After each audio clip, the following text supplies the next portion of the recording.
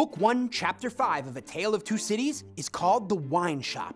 It opens on a cask of red wine that's been broken outside a wine shop, and people have rushed to the scene to drink up the spill. It stains the street and the hands and faces of the people drinking it. A tall man dips his finger into the muddied wine and ominously writes blood on a wall. The narrator, in a moment of foreshadowing, claims the time was to come when that wine too would be spilled on the street stones, and when the stain of it would be read upon many there. He goes on to describe the hunger, filth, and despair of the common people there. Mr. Jarvis Lorry and Lucy Manette have come to the wine shop of Monsieur Defarge and his wife. They observe that the owner and others all call each other Jacques. Defarge immediately takes Lorry and Lucy out of the shop and into a disgusting, decrepit, 5-story building and courtyard. Everyone there leaves their trash and even human waste in the stairwell, or on the landing, or tosses it out their windows. Lucy can barely breathe. She's so nervous about meeting her father that she almost passes out.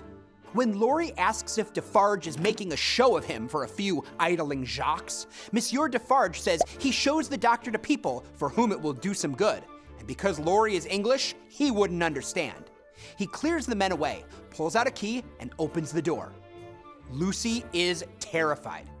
Lorry has been repeating the word business to keep himself and Lucy from being emotionally overwrought, and suddenly he has wet cheeks, becoming emotional.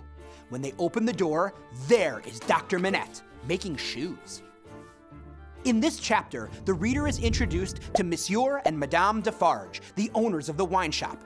Monsieur Defarge is Dr. Manette's former servant, who's taken him in after his release from prison. The reader quickly sees that this band of revolutionaries are able to spread information without incriminating themselves by calling each other Jacques and speaking in code only they understand, likely a reference to the Jacobin Club, which would become the best-known French revolutionary group, characterized by its adherence to the principle of extreme equality, but also extreme violence. Madame Defarge says nothing. Her strongest reaction is to raise an eyebrow.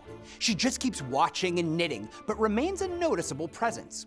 Readers also meet Gaspard, the tall joker, who writes the word blood on the wall.